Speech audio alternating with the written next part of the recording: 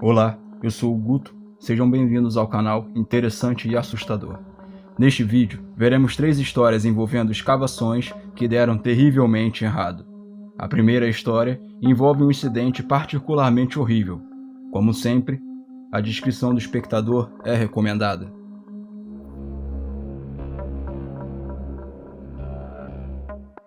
Em 11 de maio de 1975, Bill e Joey estavam fazendo sua 4ª visita a uma caverna conhecida como Dig Spring, que eles tinham descoberto por estar soprando o ar pela entrada. Isso significava que provavelmente havia algum labirinto subterrâneo abaixo que ainda não havia sido explorado. Como espeleólogos experientes, não havia nada mais emocionante do que isso para eles. Portanto, esta 4ª viagem foi mais uma tentativa de abrir passagem pela entrada e ver o que havia abaixo do solo. E nessa 4ª visita, eles vieram preparados. Desta vez, eles tinham um guincho e cabos para puxar uma pedra grande que cobria a entrada. De uma alcova de cerca de 2,5 metros com 4 metros de largura e cerca de 1,83 m de altura, 2 grandes pedras jaziam sobre a nascente, bloqueando a abertura. Nas últimas 3 visitas, eles tentaram usar marretas para quebrar as rochas ou afastá-las da parede, mas quase não surtiu efeito. É por isso que eles pensaram em tentar tirá-las do caminho desta vez. Eles começaram cavando uma área ao redor da pedra para minimizar a tração da lama que a cercava. Isso também os ajudaria a encontrar uma área sólida para colocar as correntes para retirar essas pedras. Enquanto eles faziam isso, Bill começou a cavar descontroladamente e se empolgou e começou a cavar longe da base da pedra e mais em direção à parede direita da alcova. Enquanto trabalhavam, Joey pensou distraidamente que não esperava que o muro tombasse sobre eles enquanto cavavam. Cerca de 1 ou 2 minutos depois, ele viu algumas migalhas de terra rolarem da lateral de um dos grandes blocos. Ele olhou para cima, esperando ver alguém parado acima deles no pequeno penhasco. Mas ao invés disso, exatamente como ele estava preocupado, os enormes blocos de 3 toneladas começaram a tombar diretamente na direção dos 2 amigos. Em uma fração de segundo, ele pulou o mais longe que pôde para o outro lado da alcova, e ao fazer isso, gritou para Bill que estava caindo e para sair. Mas Bill estava agachado bem na base da parede. Ele teve apenas uma fração de segundo para fazer um pequeno movimento para a esquerda antes de ser atingido pelas pedras. A pilha inteira desabou e fez um som horrível de rasgo. A pedra menor foi interrompida por outro afloramento. Já a pedra grande deslizou por cima da menor e bateu do lado direito do corpo do Bill, derrubando-o no chão. Depois que a poeira baixou, Joey se levantou e olhou para Bill, e viu que sua camisa estava em farrapos. Seu ombro estava dobrado em um ângulo horrível e ele tinha um corte profundo no braço que ia direto até o osso. Bill apenas conseguia murmurar e ele dizia que achava que iria desmaiar. Então, Joey saiu correndo em busca de ajuda, o mais rápido que pôde. Ele encontrou a pessoa mais próxima e pediu que chamasse uma ambulância. Então, pegou algumas roupas em seu carro e correu de volta para a entrada da caverna. Ele passou os 40 minutos seguintes pressionando os ferimentos de Bill e conversando com ele para mantê-lo consciente enquanto esperavam a chegada da ajuda. Primeiro, eles tiveram que tirar seu pé dos escombros, antes que pudessem finalmente colocá-lo em uma maca e depois levá-lo ao hospital. Ele passou por 5 horas de cirurgias para ajudar a reparar a mandíbula quebrada, o ombro quebrado, o antebraço e o braço e todos os tipos de rupturas de nervos e músculos e vasos sanguíneos em seu braço. O cirurgião diria até que os ferimentos eram tão graves quanto os que ele vira em sobreviventes de acidentes de mineração. Mas, apesar de quão ruim era o caso, ambos se consideravam sortudos por Joey ter visto a terra rolando. Se ele não tivesse visto, eles não teriam sido avisados, e é provável que Bill tivesse sido totalmente esmagado pelas pedras de 3 toneladas. Em 16 de março de 1968, por volta das 10 horas da manhã, Gerald, Ronald, Andrew e Michael entraram em uma caverna conhecida como Caverna MacPhail, pela entrada da cabana de Eck. Consistia em um buraco cercado de placas de proibição de invasão e no meio havia um pequeno buraco, do tamanho de um homem no fundo. Isso então se abre ainda mais, em um formato de 2,5 metros por 4 metros de poço e cerca de 13 metros de profundidade. No fundo deste poço, uma segunda fissura se abre em outra fissura maior, com cerca de 12 metros. Mas este tem apenas 61 centímetros de largura em sua parte mais larga. Isso então se estreita ainda mais para apenas cerca de 30 centímetros ou menos nas extremidades. Por fim, na parte inferior, há um pequeno rastejamento que se conecta às passagens principais para acessar a caverna completa. Durante a chuva ou tempo chuvoso, um pequeno riacho corre para este poço e forma uma cachoeira de cerca de 3 metros que flui do topo até abaixo desta pequena trilha. Naquele dia, embora ainda houvesse muita neve e gelo no chão, a temperatura estava acima do zero, causando a formação de uma dessas cachoeiras. Depois de várias horas de exploração, por volta das 13h30, o grupo decidiu encerrar o dia e seguiu para a saída. Ao se dirigirem para a passarela, perceberam que havia muito mais água passando e que a cachoeira era consideravelmente maior. O poço, normalmente molhado, era muito mais frio e profundo, e era muito mais difícil de navegar. Depois de discutirem pelo que pareceu uma eternidade, Ronald decidiu fazer as pazes com os outros e eles disseram para procurar ajuda imediatamente, enquanto o grupo aguardava. Ele chegou a uma fazenda próxima e ligou para a emergência, e por volta das 15h30, os bombeiros chegaram à entrada da caverna MacPhail. Um bombeiro, então, foi baixado ao fosso superior por Andrew e Michael para ajudar com as cordas.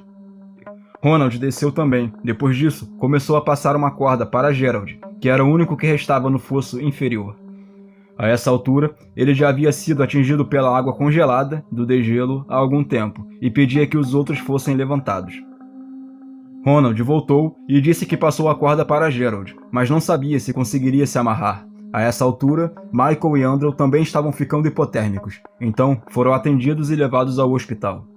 Ao mesmo tempo, um bombeiro puxou desesperadamente a corda e eles nem tinham certeza se estava amarrada a Gerald. Eles puxaram-no até ficar esticado e depois amarraram-no a uma árvore. Então, um bombeiro desceu e tentou se espremer no fosso inferior, mas não obteve sucesso. Ele conseguiu dar uma olhada em Gerald e viu que ele estava na corda e havia sido levantado e preso na seção estreita do fosso. Seu capacete estava inclinado para a frente e a água escorria por seu rosto. O bombeiro falou com ele, mas sua voz estava fraca, enfraquecendo mais a cada segundo. Cerca de meia hora depois, por volta das 16 horas, o bombeiro foi retirado e a equipe de resgate foi procurar uma pessoa menor para descer e, com sorte, se espremer no fosso inferior. Ao mesmo tempo, todos os outros membros da equipe de resgate empilharam troncos e removeram a neve na tentativa de reduzir o fluxo de água para dentro da abertura. Finalmente, às 17 horas, um jovem local de 17 anos se ofereceu para descer para tentar resgatá-lo. Ele recebeu uma roupa de neoprene fixada com um arnês e depois foi abaixado. Nessa primeira tentativa, ele ficou preso no caminho da cachoeira e foi solicitado a ser retirado devido à rapidez com que esfriava. As equipes de resgate o puxavam e ele passou algum tempo se aquecendo perto do fogo, então concordou em tentar novamente. Dessa vez, ele foi baixado até o fundo e conseguiu dar uma boa olhada em Gerald. Ele tentou mover a corda para libertá-lo e permitiu que Gerald fosse puxado para cima, mas não funcionou. Em seguida, ele pediu a todos que abaixassem um pouco Gerald e o puxassem de volta para cima.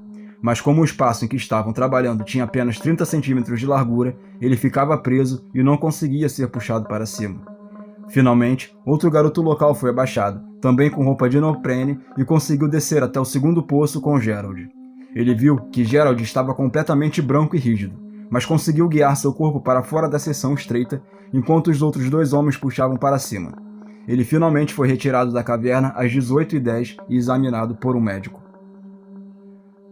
Infelizmente, o médico declarou que Gerald já havia perdido a vida há quase 2 horas devido à hipotermia. Com apenas 13 anos, Gary Marr, de St. Louis, Missouri, começou a se meter em problemas cada vez mais sérios. Nos últimos meses, ele se envolveu com pessoas erradas, começou a vagar à noite e não voltava para casa. Eventualmente, começou a ter desentendimentos regulares com a polícia. Apesar do esforço de sua mãe para discipliná-lo e mantê-lo longe de problemas, a situação foi piorando cada vez mais, até que ela chegou ao limite. A área em que eles moravam também não era um ótimo bairro, já que havia muita criminalidade e pobreza. E ela temia que, se não colocasse seu filho no caminho certo logo, isso poderia definir o tom para o resto de sua vida. Eventualmente, as coisas pioraram a tal ponto que ele foi forçado a ir para um centro de detenção juvenil para jovens problemáticos, conhecido como St. Joseph's Home for Boys. Por mais difícil que fosse para seu filho ser mandado embora, ela sabia que essa situação estava fora de controle, e ela esperava que esse pudesse ser o ambiente que ele precisava e que ela estava tendo dificuldades em proporcionar. Por enquanto, até que ele se recuperasse, ele só poderia voltar para casa em fins de semana alternados. Algumas semanas depois de sua estadia na casa dos meninos, houve uma inundação enorme e recorde em todo o meio oeste. Em apenas algumas semanas, as inundações resultaram em dezenas de mortes, milhões de dólares em danos e deixaram 30 mil pessoas desalojadas em todos os Estados Unidos. E, algumas semanas após o início desta inundação, parecia não haver interrupção na chuva e na previsão do tempo, apesar de todos os danos que ela já havia causado. St. Louis fica situada ao longo do rio Mississippi, onde já existe um muro contra inundações, mas devido à gravidade da enchente, ela rompeu o muro em vários pontos diferentes. As equipes de limpeza e os trabalhadores municipais levaram dias para proteger e bloquear certas áreas, mas, eventualmente, conseguiram reduzir significativamente o transbordamento. A essa altura, parecia que todos na cidade estavam imobilizados para reduzir as enchentes ou sofrendo os efeitos dela. Uma das estações de tratamento de água da cidade foi até destruída, resultando em milhares de pessoas sem água potável durante algum tempo. Porém, após algumas semanas, houve uma pausa nas chuvas, e a casa dos meninos pôde realizar uma excursão, levando as crianças ao vizinho Cliff Cave Country Park. Ao longo de um período de 3 dias, vários grupos de cerca de 50 meninos da casa foram levados para explorar o parque e a histórica caverna Cliff Cave dentro dele. A oeste do rio Mississippi, Cliff Cave é a mais longa do condado, com quase 1 quilômetro de passagens mapeadas. A grande boca da gruta encontra-se no final de uma ravina, e há um pequeno riacho que desaparece dentro dessa grande abertura. Esta boca também está inserida numa falésia e possui um antigo pilar de tijolo que divide a abertura num lado grande e do outro um pouco menor. Este pilar de tijolos é um vislumbre da história colorida que a caverna teve ao longo dos últimos séculos. A partir do final dos anos de 1700, a caverna foi usada como taverna para comerciantes de peles e caçadores franceses. Depois, durante a Guerra Civil Americana, foi usada como ponto de encontro para soldados confederados. Alguns anos depois, foi transformada em adega natural pela Cliff Cave Wine Company. A temperatura interna fria, mas moderada, tornou-a perfeita para armazenar até 100 mil galões em seu auge. Foi também nessa época que o pilar de tijolos foi construído na entrada. Eventualmente, foi vendida por esta empresa de vizinhos a uma cervejaria, que o utilizou por motivos semelhantes. Então, no início de 1900, tornou-se um lugar para criminosos e bandidos e recebeu o apelido de Caverna de Jesse James. Também durante esse período, foi brevemente usado pelos criminosos como um local para descarte de corpos. Porém, finalmente, na década de 1970, foi comprada por um órgão conservacionista do governo e transformada em um antigo parque regular, aberto ao público. Por volta do meio-dia de sexta-feira, outro grupo de meninos de St. Joseph chegou ao parque, assim como os outros grupos dos últimos dias. Gary fazia parte desse grupo, e no total eram 16 meninos com idades entre 7 e 14 anos, e 4 conselheiros para cuidar de todos os meninos. Desta vez, quando chegaram ao parque, havia placas afixadas ao longo da estrada, informando que a entrada estava bloqueada. Sem perceber que essas placas não estavam lá nos dias anteriores, e como era um dia claro e ensolarado, o grupo continuou passando pelas placas e seguindo o caminho até a entrada da caverna. A razão pela qual essas entradas foram fechadas foi que houve algumas inundações adicionais em algumas áreas abaixo do parque. Felizmente, porém, isso não afetou em nada a caverna. Então, em pouco tempo, as crianças estavam escalando as rochas e explorando a grande entrada. Depois de algum tempo brincando, um dos conselheiros do acampamento, que era um espeleólogo experiente, perguntou aos meninos se alguns deles não queriam explorar um pouco mais fundo a caverna. Sendo eles tão jovens, dos 16 meninos, apenas 5 aceitaram explorar mais. O restante deles viu a abertura escura e estreita e não ficou nem um pouco interessado. Gary, por outro lado, não teve medo, porque 2 dos conselheiros estariam com eles, então ele se ofereceu e o grupo se separou do grupo principal e entrou no túnel. A partir da grande abertura, a caverna se estreita em uma única passarela da altura de uma pessoa e lentamente se estreita ainda mais a partir daí. Eventualmente, há uma bifurcação na passagem principal e várias passagens laterais se abrem em uma rede sinuosa de túneis. À medida que os meninos se aprofundavam, o pequeno riacho que corria no fundo subia lentamente até atingir a altura dos tornozelos. Por um tempo, esse nível não se alterou, mas, como tenho certeza que você já deve esperar, logo a água começou a subir. Naquela sexta-feira, algum tempo depois de o grupo ter ido mais fundo, quase do nada uma chuva torrencial começou lá fora. Inicialmente, o grupo só percebeu que a água subia um pouco mais nas pernas, mas logo a água jorrava do teto e descia pelas paredes, criando literalmente cachoeiras ao longo das passagens. As crianças gritaram e o grupo começou a correr para a saída, mas então uma parede de água de 1,5 metros veio da direção oposta e varreu seus pés e os carregou de volta para a escuridão. Todos lutaram para manter a cabeça fora d'água enquanto a correnteza os carregava, indefesos, e os batia contra as paredes. Fora da caverna, o céu se fechou completamente, exatamente como nas últimas semanas, e logo a boca da caverna estava cheia d'água. Inacreditavelmente, depois de todas as inundações e chuvas das últimas semanas, e apesar de todos os danos que causaram, ainda havia mais. E depois de tantas semanas assim, o solo ficou completamente saturado d'água. Ele simplesmente não conseguia mais absorver, e ao cair, a água desceu a colina e inevitavelmente abriu buracos e fossas que cobriam a área. Infelizmente, isso fez com que a caverna enchesse muito mais rápido do que o normal, além do fato de que a quantidade de chuva em si era excessiva. O primeiro grupo que permaneceu fora da fenda viu a rapidez com que toda a água escoava para a área e saiu da ravina para um terreno mais alto.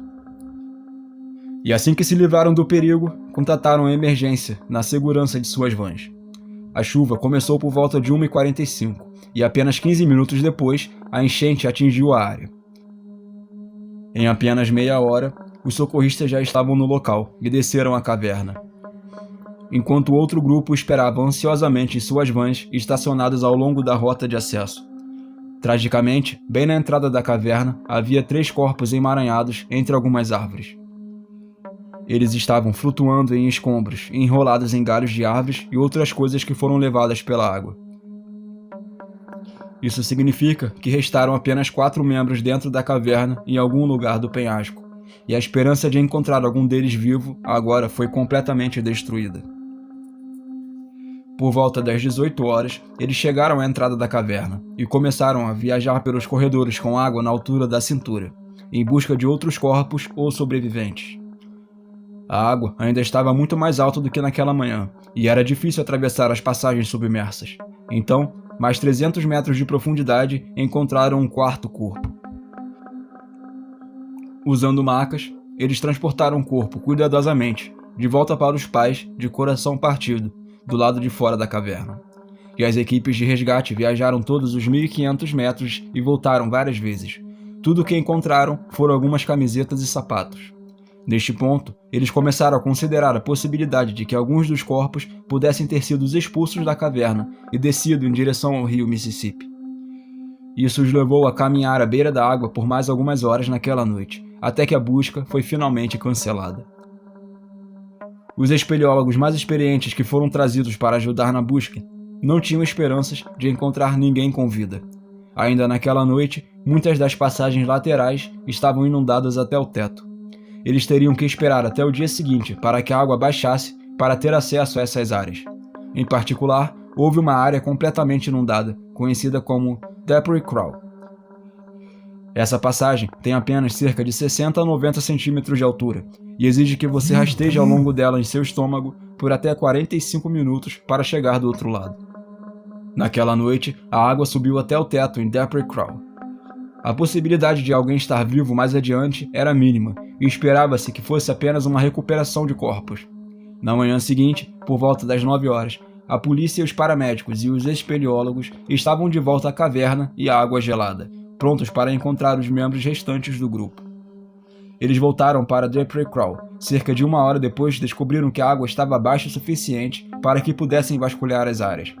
Eles continuaram por uma pequena passagem lateral e então ouviram um barulho. A princípio, eles pensaram que o barulho vinha dos investigadores atrás deles, mas depois ouviram o mesmo som novamente.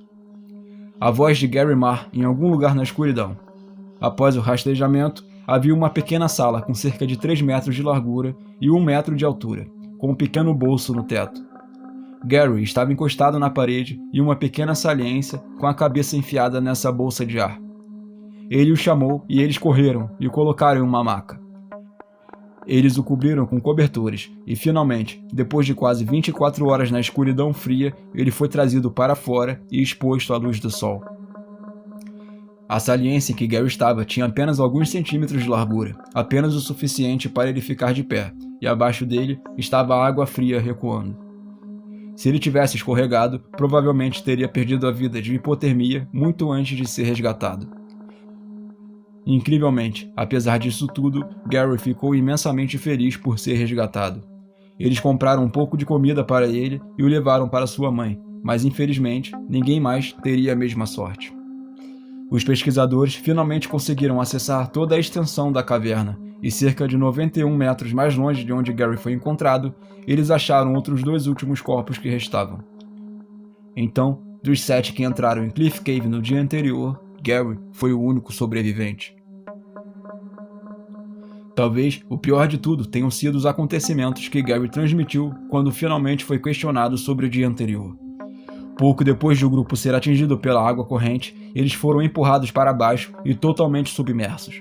Gary também foi empurrado para baixo. Ele conseguiu prender a respiração e esperou até que sua cabeça estivesse acima da água novamente. Assim que aconteceu, ele respirou fundo e foi empurrado novamente quase imediatamente. Isso aconteceu várias vezes. E ele viu que outras crianças que estavam com ele faziam o mesmo. Ele ouviu seus gritos e seu pânico, e lembrou que sua irmã, que era salva-vidas, lhe disse para tentar manter a calma caso ele estivesse em uma situação de afogamento. Essa foi a única coisa que o manteve calmo, e lhe deu esperança de espírito para tatear as paredes e o teto, ou qualquer outra coisa em que pudesse se agarrar. Foi então que ele conseguiu encontrar uma pequena rachadura, na qual conseguiu se agarrar e puxar o seu rosto para cima e para fora da água, até o teto. Enquanto ele se segurava desesperadamente, conseguia ouvir algumas outras crianças gritarem que eram jovens demais para morrer, enquanto ele ficava ali sentado, aterrorizado, sabendo que não havia como ajudá-los. Não muito depois disso, os gritos pararam. Naquelas primeiras horas, ele se agarrou à parede para tentar se manter fora d'água e foi subindo lentamente enquanto a água recuava. Terrivelmente, ele sentiu coisas esbarrarem nele na escuridão, sem saber se eram corpos de seus amigos flutuando na água ou apenas outros objetos. Ele passou as próximas 20 horas sozinho, na escuridão, nesta pequena saliência dentro da caverna. Segundo Gary, ele até ouviu a equipe de resgate na noite anterior chegar perto de onde ele estava e pôde ver suas luzes ao longe. Ele gritou para eles, mas por causa do som da água, ninguém conseguia ouvi-lo.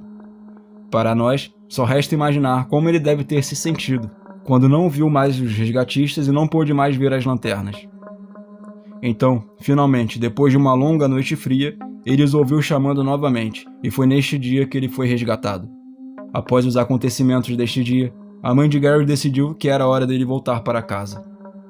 Ela não tinha apenas medo por ter estado perto de perder seu filho, mas obviamente não se sentia mais segura com ele na casa dos meninos. Foi um erro fatal entrar em Cliff Cave naquele dia, e supostamente alguém do parque tinha até passado e avisado sobre a previsão de chuva, mas como eles entraram mesmo assim, custou a vida de 6 pessoas. Uma coisa que eu sempre gostei de fazer quando ia à praia quando era criança era brincar na areia. Eu sei que isso deve ser compreensível para muitos de vocês, mas em particular, eu gostava de cavar buracos na areia.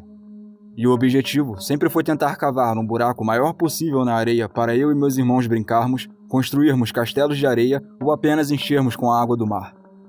E se você também fez isso quando criança, sabe como é desafiador, porque na praia você não precisa cavar muito fundo antes que a água comece a preencher o buraco. Essa água então logo corrói as paredes, causando o colapso das laterais. Mas isso só aumenta a emoção, porque é como se você estivesse correndo contra o tempo para manter a água fora e evitar que seu buraco de areia ou seu castelo desabe. Agora, embora isso fosse algo que eu gostava muito quando criança, hoje em dia também estou ciente de como isso é perigoso nas circunstâncias certas. Em 2017, um irmão de 18 anos e uma irmã de 17 estavam visitando Toms River, Nova Jersey, que é uma cidade costeira com cerca de 100 mil habitantes. Em Nova Jersey, existem diversas praias de areia branca ao longo da costa. Naquele dia, eles estavam lá para fazer um passeio em família, apenas para tomar sol e passar um tempo juntos na praia. E embora estivessem no final da adolescência, eles estavam passando o tempo cavando um grande buraco na areia. Porém, ao contrário de mim quando era criança, eles não usavam apenas as próprias mãos. Eles estavam usando um frisbee para cavar com mais eficiência. Isso significou que, em menos de 1 hora, eles conseguiram cavar um enorme buraco de 3 metros na areia. Imensamente orgulhosos disso, os dois ainda não estavam satisfeitos com o tamanho do buraco. Então, o irmão pulou no buraco e continuou cavando ainda mais fundo. Infelizmente, a areia da praia é um pouco diferente da areia encontrada em rios. Por conta dos grãos serem mais arredondados e lisos, as partículas de areia são, na verdade, um pouco mais parecidas com pequenas bolas de gude. Em circunstâncias normais, eles não se unem muito bem. Mas quando você está na praia, a razão pela qual você consegue fazer castelos de areia é a umidade que há na areia molhada. A água preenche os espaços entre os grãos, e isso ajuda a areia a se manter unida e a ser moldada de várias maneiras. À medida que a areia vai secando, a tendência dos grãos de permanecer unida diminui e reduz a sua integridade estrutural. Isso significa que ele é mais facilmente perturbado pelas pessoas andando, pelas vibrações da multidão e até mesmo pelo seu próprio peso. Então, em algum momento, enquanto o irmão estava cavando neste buraco de 3 metros, toda a areia da lateral desabou em cima dele, cobrindo-o completamente de areia e cobrindo parcialmente a sua irmã. As pessoas correram para ajudá-los e desenterrá-los o mais rápido que puderam, sabendo que o tempo estava se esgotando rapidamente. Apenas meio metro cúbico de areia pode pesar até 750 quilos, o que significa que apenas uma quantidade relativamente pequena de areia já pesaria bastante em cima do peito de alguém. Além de ser esmagado pelo peso da areia, ficar coberto dela é completamente sufocante. Todo o ar seria completamente retirado do buraco, e mesmo que houvesse um bolsão de ar para respirar, seria quase impossível inflar seu peito por causa do peso da areia. Então, tragicamente, os poucos minutos que levaram para conseguirem desenterrá-lo não foi rápido o suficiente para salvá-lo. E o jovem, infelizmente, já havia falecido por asfixia. Já sua irmã, felizmente, conseguiu ser retirada apenas com ferimentos leves.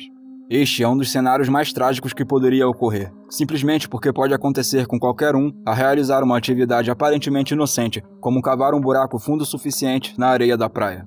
E infelizmente também, esse tipo de acidente é mais comum do que imaginamos, principalmente com pessoas de pouca idade, tornando-os ainda mais trágicos.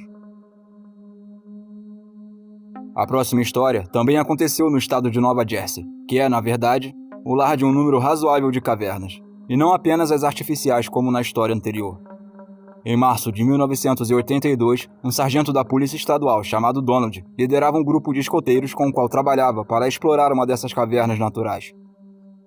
Ele era um espeleólogo ávido e recentemente pensou que seria uma boa atividade para o grupo de escoteiros participar de uma exploração também.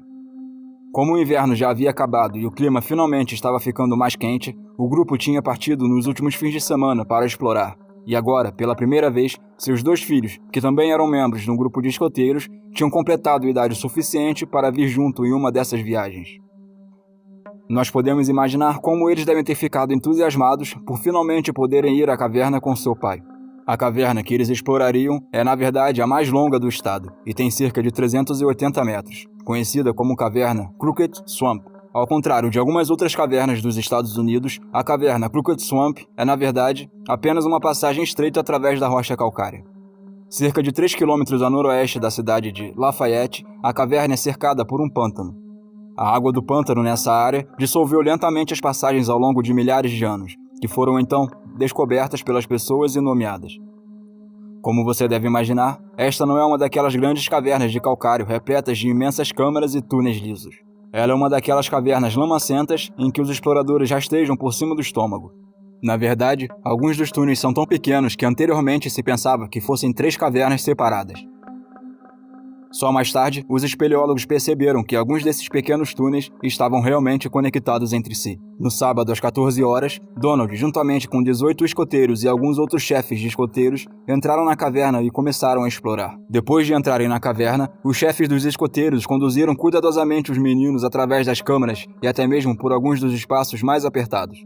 Uma delas é conhecida como sala de 1,5 metro de altura e só é acessível por indivíduos muito magros, porque a passagem lateral que leva a ela é extremamente estreita. Mas mesmo com 1,80 m e 72 kg, Donald conseguiu atravessar, e como os escoteiros eram em sua maioria adolescentes, isso não seria um grande problema para eles. Eles saíram daquela sala o mais rápido que podiam, porque essa área da caverna também é conhecida por ter um telhado instável, que tecnicamente poderia desabar a qualquer momento. No meio do caminho, Donald entrou em uma área desconhecida que exigia que ele rastejasse sobre seu estômago por um túnel longo e estreito. Ele continuou rastejando por esse túnel, arrastando seu corpo até que ele começou a descer por um ângulo de cerca de 30 graus. Agora, cerca de 4,5 metros abaixo do solo e cerca de 23 metros de distância da entrada, de repente Donald escorregou e deslizou até o final de uma queda de 5 metros. No final, ele ficou completamente entalado no pequeno túnel, com os braços presos embaixo dele, em uma posição que lembra estranhamente a de John Jones na caverna Nut Put. Ele deslizou com muita força para o local, o que o prendeu muito mais longe do que ele poderia ter ido apenas rastejando. E como ele não teve tempo de conter a queda, seus braços ficaram presos em uma posição estranha que o impediu de ter qualquer apoio para se puxar de volta para trás. No pequeno túnel de 46 por 51 centímetros, Donald ficou preso quase como uma tampa. Assim que ele percebeu que estava muito preso, ele chamou de volta para os outros e explicou o que aconteceu. Mas por causa da profundidade que havia caído, era um desafio para qualquer um alcançá-lo, quanto mais conseguir puxá-lo para fora. Seus 2 filhos e um dos chefes dos escoteiros tentaram, sem sucesso, retirá-lo por cerca de 1 hora antes de perceberem que precisariam de ajuda. A essa altura, todos os outros escoteiros já tinham saído com os outros líderes para alertar as autoridades sobre a situação. Quando a equipe de resgate chegou, eles entraram no túnel e conversaram com Donald, que apesar da situação, ainda estava de bom humor. Ele fez piadas com a situação e até pediu que avisassem a sua esposa que se atrasaria para o jantar naquela noite. Mas um fator frequentemente subestimado nas fatalidades em cavernas é o frio. Durante a história da exploração em cavernas, os espeleólogos desenvolveram diferentes roupas com múltiplas camadas para combater o frio, mas grande parte dessa melhoria só ocorreu apenas recentemente. No início da primavera em Nova Jersey, ainda faz relativamente frio do lado de fora. Porém, dentro da caverna, a temperatura era de apenas cerca de 13 graus Celsius. Ou seja, além do sangue acumular em sua cabeça por causa do ângulo em que estava, Donald começou a ficar com muito frio. Depois que os primeiros socorristas perceberam o quanto ele estava preso, a notícia foi enviada para as organizações especializadas em resgate em cavernas em todo o país. Em pouco tempo, equipes de resgate estavam vindo de todos os lugares para tentar tirar Donald de lá o mais rápido possível. Logo haviam 150 pessoas no local ao redor da entrada, usando uma variedade de ferramentas diferentes para tentar retirá-lo. Eles usaram cinzéis e brocas para alargar os túneis, além de cordas e puxadores amarrados aos seus pés. Mas, infelizmente, eles só conseguiam movê-lo alguns centímetros antes que ele voltasse ao lugar. O problema era que uma pedra ficou presa bem perto de seu quadril. À medida que eles puxavam, a pedra rolava e eventualmente se encravava, impedindo-o de ser movido ainda mais. Naquela noite, Donald ainda estava totalmente coerente e se comunicava com a equipe de resgate. Mas à medida que a noite avançava, ficou claro que Donald estava começando a sofrer de hipotermia. Ele ocasionalmente conseguia pronunciar algumas palavras, mas começava a ganhar e perder consciência. Então, por volta das 2 horas de domingo, agora há 12 horas desde que entrou na caverna, Donald deu alguns últimos murmúrios e parou completamente de fazer barulho. Ao mesmo tempo, chegaram de Pittsburgh 2 irmãs que eram membros da comissão de resgate em cavernas e eram especificamente conhecidas por sua capacidade de acessar as menores passagens. Com 20 e poucos anos, uma das irmãs tinha apenas 1,58 m e 47 kg, e a outra tinha apenas 1,52 m de altura e 39 kg. Elas não eram apenas espeleólogas, mas devido à sua pequena estatura, eram frequentemente chamadas para esses resgates especiais, onde a situação exigia indivíduos do seu tamanho. Mais importante ainda, embora talvez não fosse confortável para elas estarem em espaços tão apertados, elas conseguiam manter a calma e tranquilizar as vítimas apesar das circunstâncias. As 2 irmãs se revezavam para entrar no túnel onde Donald estava, mas ainda não conseguiram alcançar a sua cabeça por conta do quão estreito era. O mais longe que conseguiram chegar foram os pés, onde verificaram a pulsação e não encontraram nada. Embora isso já fosse preocupante, ele também estava muito gelado. Quando você está hipotérmico, o sangue é desviado para os órgãos vitais, o que pode enfraquecer o pulso nas extremidades. Então, para mantê-lo aquecido, bolsas quentes foram colocadas ao redor de seu corpo, e a caverna foi até bombeada com ar quente para tentar mantê-lo vivo.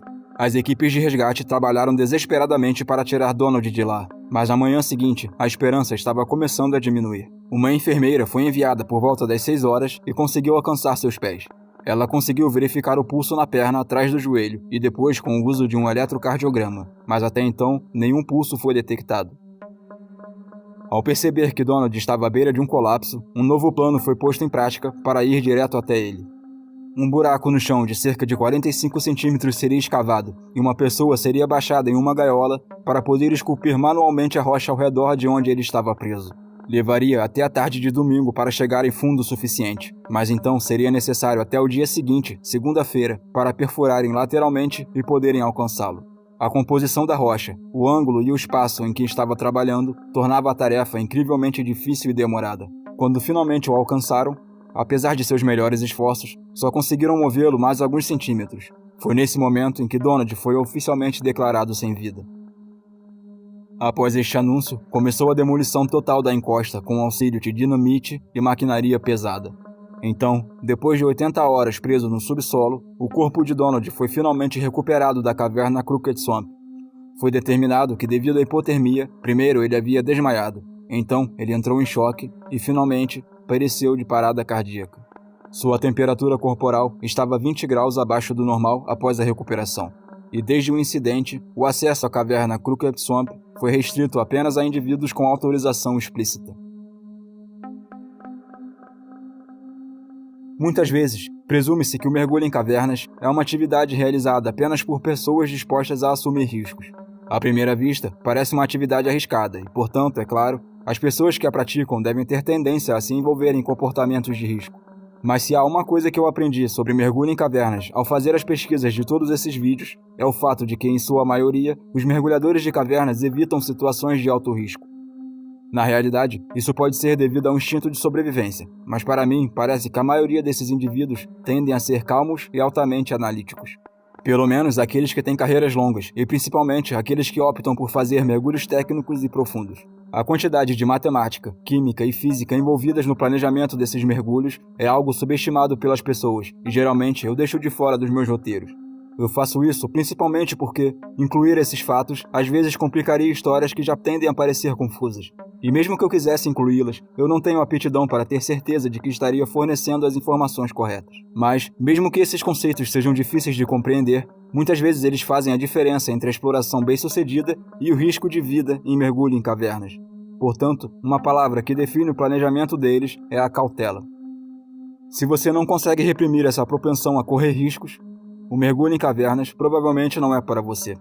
Nascido em 1958 em Włocławek, na Polônia, Włodek Zanomski descobriu cavernas e espeleologia no final do ensino médio. Então, quando ele entrou na universidade e viu que ofereciam cursos onde ele poderia realmente explorar algumas cavernas, ele se inscreveu na mesma hora. Infelizmente, Włodek não era apenas uma pessoa super feliz e otimista, mas também uma daquelas pessoas que era boa em tudo e que decidia dedicar seu tempo. Usando o bom humor, ele conseguia contornar qualquer conflito social, e pela rapidez com que aprendia tudo o que começava, rapidamente se tornou um especialista. Além disso, ele foi um dos primeiros corretores de bolsa de valores em toda a Polônia, profissão na qual obteve bastante sucesso. Além de seu amor pela espeleologia, ele também era um alpinista ávido com experiência nas cordilheiras Trata, na Polônia, nas Dolomitas, na Itália e até nos Alpes suíços e franceses. E ao fazer viagens pela Europa, buscava por cavernas onde quer que fosse. Então, quando chegou na década de 2000, ele já estava se aventurando por todo o continente. Também nessa época, o mergulho em cavernas começou a se tornar mais popular, e ele viu muitos de seus contemporâneos mudarem da espeleologia seca para a espeleologia subaquática. Włodek também sempre desejou mergulhar, então, à medida que a indústria rumou nessa direção, ele percebeu que era hora de dar esse passo também. Naturalmente, Włodek começou com alguns workshops para iniciantes, mas devido à sua experiência em espeleologia e aos seus talentos naturais, ele logo se tornou um dos principais mergulhadores da Polônia. E após a aposentadoria de alguns dos principais mergulhadores da Polônia, Włodek, inadvertidamente, assumiu o título de mergulhador de cavernas mais ativo do país. Depois, em abril de 2005, viajou à França em mais uma de suas viagens normais, desta vez para explorar alguns dos sistemas inundados únicos numa cidade chamada Bourg-Saint-Andel. E estes são realmente alguns dos sistemas únicos. A cidade em si tem apenas cerca de 7.000 habitantes, e um grande rio atravessa seu lado leste. Mas devido à idade da cidade, todos os edifícios são antigas construções de pedra. Algumas das estradas ainda são de paralelepípedos, e toda a área está situada ao longo de colinas rochosas.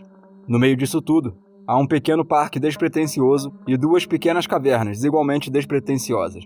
Uma delas fica embaixo de uma ponte ferroviária e quase parece a abertura de um poço, e a outra é como uma pequena gruta escavada na encosta de uma falésia. O que não se pode ver da superfície é que estes são, na verdade, enormes sistemas de cavernas subaquáticas. O maior dos dois, Gol de la Tanière, tem mais de 1 km de comprimento e pelo menos 210 metros de profundidade. O outro se chama Gol du Pont e tem quase a mesma profundidade, mas não é tão longo. E estas cavernas não são apenas enormes, mas também estão preenchidas de água cristalina e túneis de calcário incrivelmente coloridos. Em contraste com a última história, estas são aquelas cavernas pitorescas que você imagina quando pensa em um mergulho em cavernas. Então, em vez de visitar apenas uma dessas cavernas, Wlodek planejou mergulhar nas duas durante o período de 2 dias. Porque, como diz o ditado, se um é bom, 2 é ainda melhor. Então, durante uma manhã de abril, Wlodek vestiu seu equipamento no estacionamento de paralelepípedos do parque e se preparou para entrar em uma dessas cavernas despretensiosas. Para este mergulho, ele não mergulharia tão fundo. Este seria Gol de la Tanière, que tem um formato interessante porque se estende horizontalmente por mais de 610 metros a menos de 10 metros de profundidade, antes de finalmente se aprofundar ainda mais. Após aquele túnel horizontal inicial, porém, a passagem rapidamente desce até aquela enorme profundidade de 200 metros. Uma seção específica é um poço de 91,5 metros que desce quase verticalmente na rocha. Mas dado o comprimento dessa seção horizontal inicial, é impraticável ir muito fundo por causa da quantidade de ar que você precisaria carregar consigo. O mergulho profundo que pretendia fazer ficaria reservado para o dia seguinte na outra caverna. Depois de terminar aquele dia e testar todos os seus equipamentos, Wlodek e a sua equipe regressaram aos seus hotéis e tiveram uma boa noite de descanso para o mergulho recorde no dia seguinte. Este mergulho seria especial, porque Wlodek pretendia quebrar seu próprio recorde de profundidade e aumentá-lo para quase 122 metros. Gol du Pont foi perfeito para isso, porque desce rapidamente sem muita distância horizontal extra.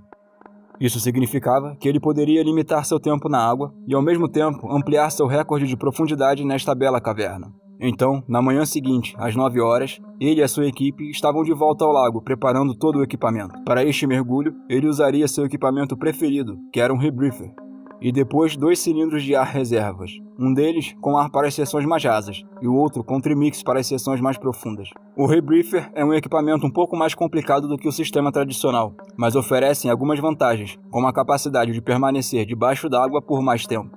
Por outro lado, os rebriefers são mais caros e mais complicados, mas era exatamente isso que Wlodek procurava experienciar.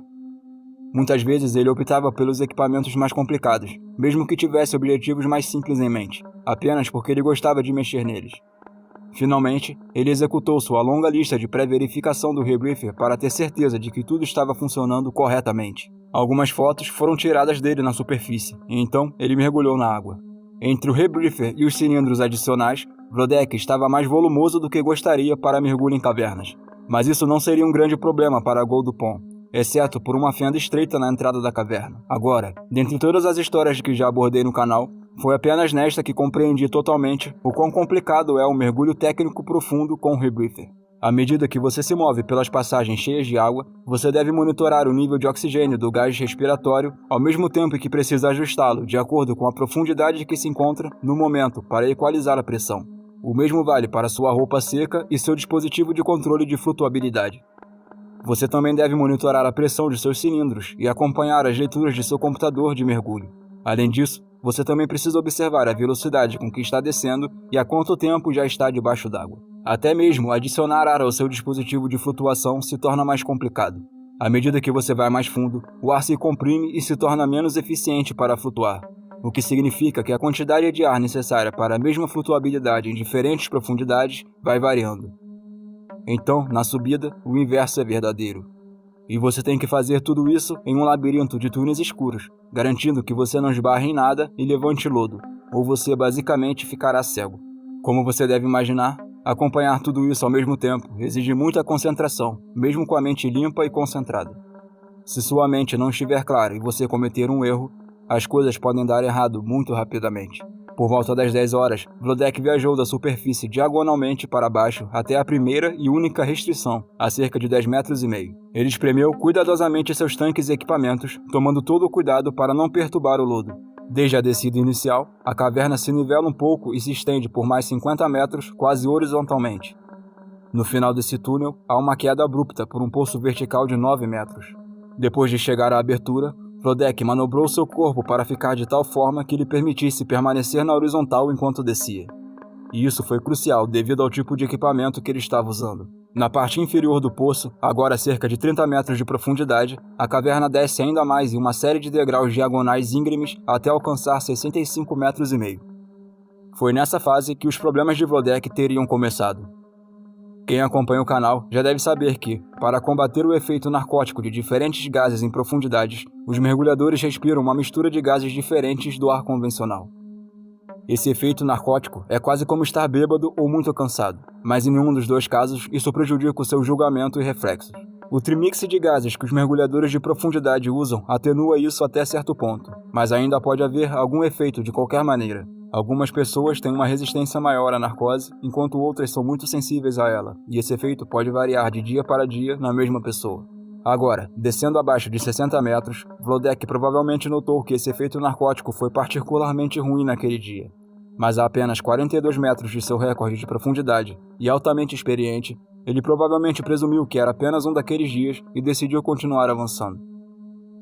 Também é possível que neste ponto do mergulho ele já estivesse significativamente prejudicado. A 80 metros de profundidade, os degraus íngremes param e depois há uma outra passagem curta e horizontal. E embora os pensamentos de Vlodek estivessem cada vez mais prejudicados, ele estava tão perto de seu recorde pessoal que não conseguia simplesmente desistir.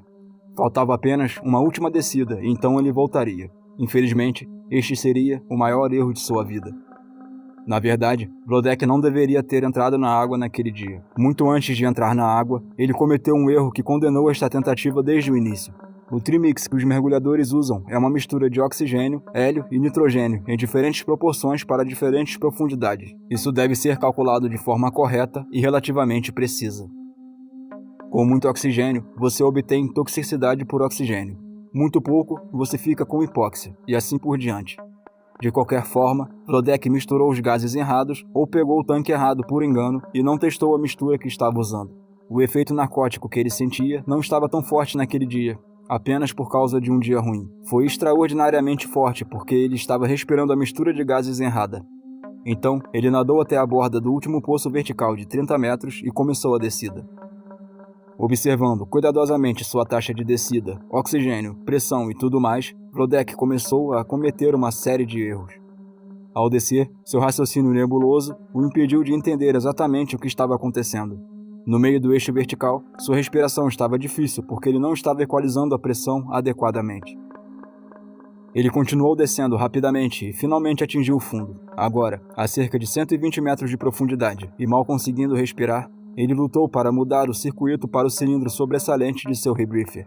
Isso teria dado a ele o minuto crucial que ele precisava para mudar para o seu trimix reserva. Finalmente ele conseguiu e começou a respirar novamente, mas a essa altura ele estava muito debilitado ou semi-inconsciente. E então o respirador caiu de sua boca e ele começou a inalar água. Às 15 horas, a equipe de superfície percebeu que algo estava errado. Este foi o momento pré-planejado para indicar que ele poderia precisar de ajuda. Eles fizeram 2 tentativas de resgate, até uma profundidade de 70 metros, mas nesta profundidade, Vlodek ainda estava fora de alcance. Após essas tentativas, eles souberam que Vlodek havia falecido em algum lugar nas profundezas de Goldupan. Apenas no dia seguinte, seu corpo foi recuperado do fundo de um poço vertical a uma profundidade de 130 metros, com um respirador fora de sua boca e 2 cilindros reservas completos.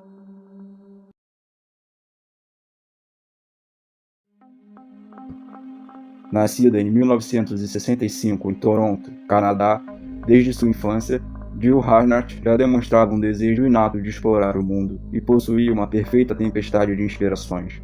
Por ter crescido nos anos 60, ela foi uma das milhões de espectadoras que acompanharam ao vivo as incríveis missões Apollo, que acabariam entrando para a história ao levarem seres humanos até a Lua. Isso a inspiraria a querer se tornar uma astronauta, mas, ainda na infância, foi sua mãe que lhe deu a notícia de que não havia programa espacial canadense, pelo menos não na época.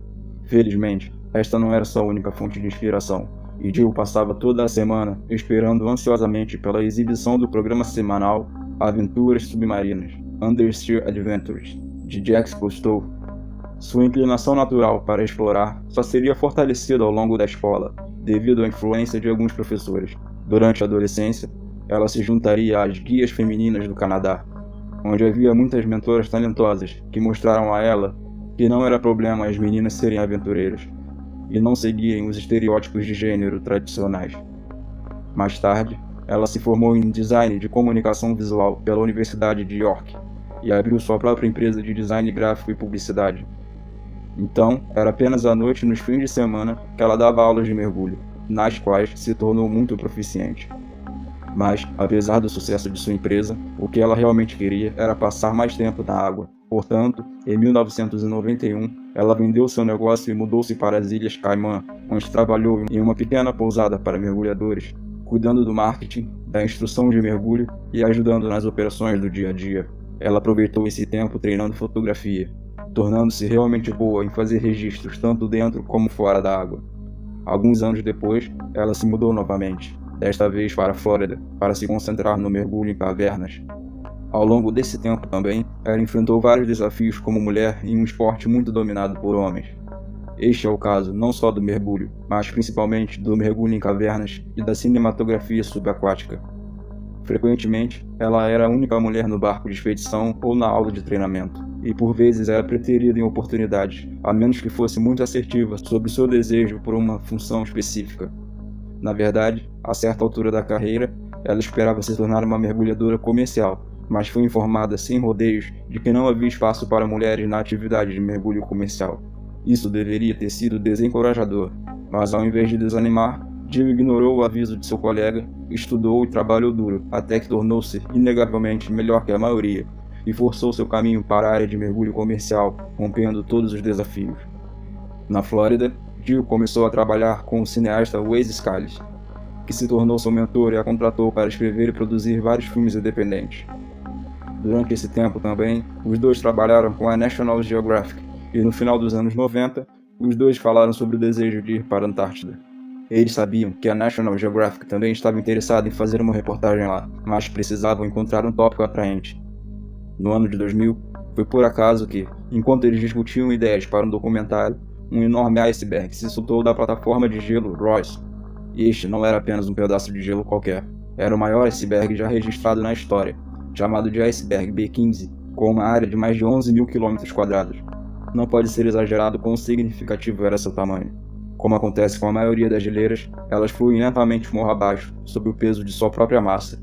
E na Antártida, em outras regiões, onde essas geleiras se formam na costa, o gelo desce e entra no mar. Uma vez que essas massas tenham falhas o suficiente, o ponto de conexão pode rachar e eventualmente quebrar, criando um iceberg. Também não pode ser exagerado o tamanho dessas plataformas de gelo. Eles podem variar de apenas 90 metros de espessura até 914 metros de espessura. A plataforma de gelo Royce também tem uma área de 500 mil km², que é aproximadamente do mesmo tamanho da França. E o iceberg B15 que se desprendeu tinha 1.200 km², que é o mesmo tamanho de Luxemburgo, ou 10 vezes o tamanho da cidade de Nova York. Quando se soltou, tornou-se o maior objeto em movimento do planeta. Incrivelmente, isso não foi totalmente inesperado. Os cientistas estavam monitorando as rachaduras que se formavam na plataforma de gelo e perceberam que era apenas uma questão de tempo até que ela se rompesse totalmente.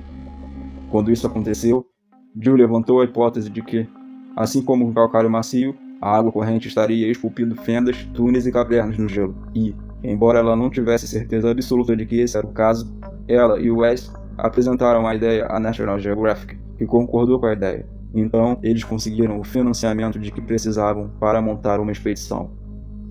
Então, em 2001, eles deixaram a Nova Zelândia e navegaram por 12 dias a horrendos 60 pés pelos mares para alcançar a seção do iceberg que pretendiam explorar. Quando chegaram à sua borda, Jill ficou surpresa ao ver o que parecia uma montanha flutuando no oceano, já que, em alguns lugares, contava com penhascos de centenas de metros de gelo intocados acima da água. Assim que escolheram o que achavam ser um local adequado, eles embarcaram em um pequeno barco e se lançaram do navio principal para melhor manobrabilidade. Eventualmente, eles pararam em uma pequena baía que os levaria ao oceano congelado, enquanto a ansiedade de Jill aumentava. Não só por ela, mas por sua amiga Wes e seu marido Paul, que acompanhariam ela durante esta arriscada operação, embora ambos também fossem grandes mergulhadores. Sua parceira de mergulho de longa data, Wes Scarlett, fundou a produtora de filmes Cast Productions em 1985 para expandir sua carreira no cinema subaquático, e sempre defendeu que os mergulhadores de caverna usassem suas habilidades para ajudar em projetos de mergulho científico. Ao longo de sua carreira, trabalhou em mais de 100 filmes, onde filmou, dirigiu e produziu, tornando-se uma especialista embaixo d'água. Enquanto isso, seu marido, Paul, foi pioneiro na educação de mergulhadores e ocupou vários cargos em diversas associações de mergulho de prestígio. Ele também era um instrutor mestre e manteve recordes de profundidade em cavernas durante vários anos. Entretanto, apesar de suas credenciais, eles não possuíam experiência em mergulho no gelo, ao contrário de Jill, e este seria o mergulho mais frio que qualquer um deles já havia feito. Essa inexperiência se tornaria um problema desde o primeiro mergulho. Assim que pulou para fora do barco e entrou na água, o traje de Wes se encheu de água. Apesar disso, ele tentou resistir por alguns minutos para testar sua nova câmera. Mas, em uma água tão fria, que está apenas a frações de grau acima do zero, você quase imediatamente perde a função motora e rapidamente perde a capacidade de raciocínio. Após aquele minuto de filmagem, vestindo o que era essencialmente um saco de água gelada, Jill, Paul e outros membros da equipe ajudaram a puxar Wes para dentro do barco novamente. Então, eles tiveram que levá-lo às pressas de volta ao navio principal e vesti-lo em uma manta aquecida imediatamente para aquecê-lo. Este foi apenas o primeiro minuto do primeiro mergulho. Após isso, a equipe de médicos proíbe que Wes retorne à água neste dia. Além disso, embora todos fossem mergulhadores altamente experientes em cavernas de calcário, a caverna de gelo que pretendiam mergulhar, se existisse, era um território completamente desconhecido. Por exemplo, em vez de amarrar as linhas de segurança na rocha, eles precisariam usar parafusos de titânio ancorados no gelo para fixar as cordas. Após o mergulho de teste, Jill e Paul decidiram voltar para a água para ver se a previsão de Jill estava correta. Eles mergulharam na água mais uma vez, com uma mistura de nervosismo e excitação, e instantaneamente tiveram uma sensação de hipotermia por causa de quão frio a água estava.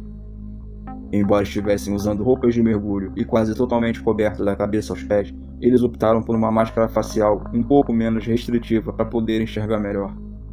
Eles seguiram pela superfície do iceberg, atravessando por pedaços de gelo pela mistura de sal e água doce, até que eles encontram uma grande fenda e decidem seguir através dela enquanto a luz do dia desaparecia lentamente atrás deles. Essa fenda acabaria por levá-los até cerca de 40 metros no fundo do oceano. Eles exploraram a fenda por um tempo, e então, assim como Jill teorizou, eles viram que havia uma passagem. Essa passagem era uma caverna diretamente abaixo do enorme iceberg. Eles nadaram lentamente na caverna gelada e ficaram surpresos ao ver que o fundo do mar fervilhava de vida. Acima deles estava o azul profundo e o gelo branco do iceberg, e forrando o chão haviam organismos filtradores vermelhos, amarelos e laranjas, que Jill descreveu como parecendo um tapete felpudo. Conforme eles se moviam mais fundo na caverna, de repente, todos esses isópodes parecidos com lagostas começaram a chover sobre eles, das rachaduras acima. Do tamanho da palma da mão, eles pousaram sobre os dois mergulhadores e seus equipamentos de câmera. Depois de se livrar deles, depois daquela experiência desconfortável, a dupla se aprofundou na caverna azul escura. O gelo ao redor e acima deles rangia constantemente, fazendo sons de cliques e estalos contra o fundo do mar. E agora, mais do que nunca, eles estavam cientes do fato de que, ao contrário de uma caverna de calcário, o gelo não estava apenas se movendo, mas também derretia rapidamente. A certa altura, houve uma vibração profunda que percorreu todo o corpo de Jill. Ela olhou para Paul, que claramente sentiu isso também. E, embora fosse perturbador, olhando em volta, parecia que tudo estava bem. Então, eles decidiram continuar explorando. Só mais tarde, no caminho de volta, eles perceberam que não estava tudo bem. Havia enormes pedaços de gelo bloqueando a passagem para fora da caverna. A porta havia sumido. O barulho que ouviram antes era, na verdade, o som de gelo se partindo e bloqueando a saída. Sem nenhuma outra opção, eles subiram sobre os pedaços de gelo e, felizmente, conseguiram abrir caminho de volta para a fenda. A cerca de 6 metros de profundidade, eles tiveram que parar para descomprimir, e Jill pôde ver através da água Wes e um dos tripulantes comemorando. Jill e Paul descobririam mais tarde que os dois haviam visto os pedaços gigantes de iceberg se quebrando e caindo bem no caminho da porta. A onda que causou foi tão grande que quase ferrou o barco, e eles não tinham ideia se Jill e Paul conseguiriam ou não sair de lá novamente. Eles também não tinham como montar um resgate, então apenas aguardaram ansiosamente o retorno dos mergulhadores pela água. No dia seguinte, Jill, sendo a profissional consumada que era, estava otimista em voltar à água e continuar a missão. Embora houvesse alguns desafios, ela imaginou que, pelo menos agora, eles sabiam mais sobre o gelo do que no dia anterior, dando-lhes melhores chances de fazer boas filmagens. Ainda era um território arriscado e desconhecido, mas, pelo menos, não era mais o primeiro mergulho deles. Ela e Paul caíram na água mais uma vez e rapidamente se dirigiram para a entrada da caverna. A abertura parecia relativamente estável, então eles entraram e começaram a tirar fotos da caverna e da vida marinha. Nesta segunda viagem, Jill notou que havia uma pequena corrente se movendo pela caverna que ela não havia notado no primeiro mergulho. Pouco a pouco, essa corrente foi ficando cada vez mais forte e, de repente, a água corria pela caverna rapidamente. Instintivamente, ela enfiou a mão no fundo do mar para evitar ser puxada pela frente, e a corrente fez seu corpo girar em torno de sua mão. O que eles descobriram mais tarde é que o iceberg derreteu ao longo do dia, e toda essa água derretida flui para baixo através dessa caverna, criando uma forte correnteza. Conforme aumentava a força da água, eles sabiam que precisavam sair imediatamente, já que poderia ficar muito mais forte e arrastá-los para algum ponto sem volta no fundo do iceberg. Mas, quando eles se viraram para a saída, a corrente já era tão forte que eles não estavam se movendo. Eles nadaram com todas as forças, mas não progrediram. Procurando rapidamente por outra solução, eles viram à frente uma fraca luz azul à distância, o que significava que poderia haver outra saída. Eles se entreolharam e decidiram ir em frente, então deixaram a correnteza levá-los. Eles se deixaram levar por um longo tempo, porém, não parecia que a luz estava ficando maior por causa da distância que estavam. Mas, depois de flutuar pelo que pareceu uma eternidade, eles alcançaram o fim do túnel e, por sorte, era outra saída esculpida no iceberg. Depois de voltar à superfície, e quando Jill finalmente tirou a cabeça da água, ela percebeu que os pedaços de gelo à sua volta eram tão altos que ela não conseguia ver onde estava o barco. Eles haviam viajado por um bom tempo sobre o iceberg e acabaram ficando desorientados. Eles não conseguiam ver o barco e nem a tripulação do barco conseguia vê-los. Seu estômago embrulhou ao perceber que eles estavam perdidos em um campo de gelo e, se não fossem encontrados logo, morreriam congelados. Sem saber quanto tempo havia passado, eles permaneceram sentados em um dos blocos de gelo, tremendo e esperando algum sinal, até que ouviram um som. A mesma correnteza que os arrastou pela caverna também arrastou um bloco de gelo que causou danos à âncora do navio. Quando a tripulação a puxou para cima para consertá-la, ela fez um barulho tão alto que o barco se moveu um pouco. Quando isto aconteceu, Jill teve um vislumbre do casco e o chamou com todo o seu fôlego. Ela ficou incrivelmente aliviada ao ouvir o Wes chamar de volta, e, logo depois disso, eles foram resgatados. Após essa situação difícil, a equipe decidiu fazer um mergulho final. Wes ficou tão impressionado com a filmagem que quis descer com eles e usar a melhor câmera que tinha. Eles já estavam lá mesmo, então poderiam aproveitar ao máximo sua viagem para produzir cenas inéditas. Então, os três se prepararam e caíram no oceano mais uma vez. Desta vez, foi Jill que teve apenas um pequeno vazamento em sua luva, permitindo que a água gelada entrasse, mas ela decidiu que o problema não era ruim o suficiente para justificar o cancelamento. Em pouco tempo, eles estavam no fundo do oceano e da caverna tirando fotos. Porém, mais uma vez, a corrente aumentou repetidamente, e desta vez foi ainda mais forte do que antes. Jill virou-se para Wes e Paul e deu-lhes o sinal que significava que era hora de partir. Mas, enquanto se dirigiam para a saída, a corrente já estava tão forte que mal conseguiam avançar. Eles usaram as mãos para se puxarem através da corda de segurança, mas nem isso foi suficiente para mantê-los em movimento. Eles puxaram e puxaram até que seus braços queimaram e tremeram, e Jill percebeu que dessa vez, talvez eles não conseguissem sair. Jill estava na frente, liderando a equipe, enquanto Paul estava atrás dela, e Wes vinha por último, e já estava se afastando devido à correnteza. Ele sinalizou para os outros pedindo ajuda com a câmera, e Jill pensou consigo mesmo: dane-se a câmera, nós podemos morrer aqui embaixo. Então, quando Paul recuou para ajudar, Jill ficou furiosa. esse era o tipo de erro que colocava todos em perigo. Felizmente, os dois conseguiram puxar o Wes através de um espaço lateral de onde se encontravam, fugindo da correnteza principal. Mas, mesmo que eles tenham conseguido fugir pela fenda lateral, a corrente forte de toda a água derretida os impediu de nadar de volta e os prendeu a 39 metros de profundidade sob a superfície do oceano. Jill então olhou para as paredes escorregadias da fenda e procurou desesperadamente por algo para se agarrar. Tendo estado por mais de 2 horas na água gélida, a mão de Jill estava quase que completamente congelada, devido ao vazamento, e sua mão escorregava da parede quando ela tentava agarrar qualquer coisa. Então ela teve uma ideia. Ela se lembrou de ter visto estes pequenos peixes que escavavam um caminho no gelo e criavam buracos do tamanho de um polegar. Ela passou a mão pelo gelo novamente e percebeu que poderia enfiar os dedos nas tocas para usar como um apoio para a escalada. Logo, todos os três avançaram lentamente os 39 metros de gelo para fora da fenda e de volta à superfície. Quase 3 horas depois, eles emergiram da fenda e a mão de Jill estava cinza e sem vida. Quando Jill estendeu a mão para agarrar a escada do barco, ela nem conseguia fechá-la em volta do degrau. Mas eles conseguiram sair e a sua mão se recuperou sem problemas permanentes. Incrivelmente, 2 horas depois, a equipe tinha seu equipamento preparado mais uma vez, na esperança de agora sim fazer um mergulho final bem sucedido. Eles simplesmente não podiam perder a oportunidade de obter mais filmagens enquanto estavam lá. Afinal, eles podem ser as últimas pessoas a ter essa oportunidade. Mas então, enquanto estavam sentados e comendo, planejando o próximo mergulho, eles ouviram gritos do vigia no convés. Todos os três correram para ver o que era a comoção e assistiram horrorizados, enquanto o iceberg no qual eles estavam há poucas horas estava se quebrando, rolando e balançando para cima e para baixo violentamente. Os pedaços de gelo que caíam dele estavam enviando ondas enormes em direção ao barco. Naquele momento, todos perceberam que, se estivessem na água, provavelmente não teriam conseguido sair de novo. E assim, eles foram as primeiras e últimas pessoas a ver debaixo daquele iceberg.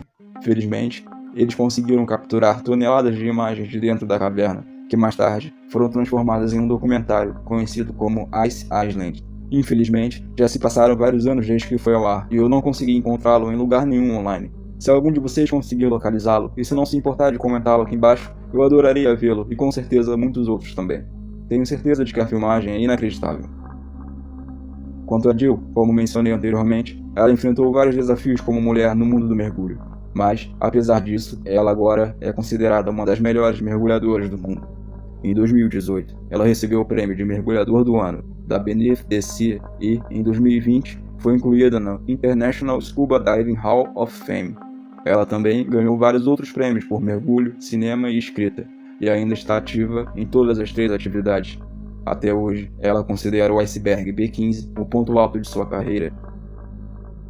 Ela também foi entrevistada pelo canal do YouTube Dive Talk. A entrevista com Jill cobriu muitas informações técnicas sobre o mergulho na Antártica que você pode achar interessantes.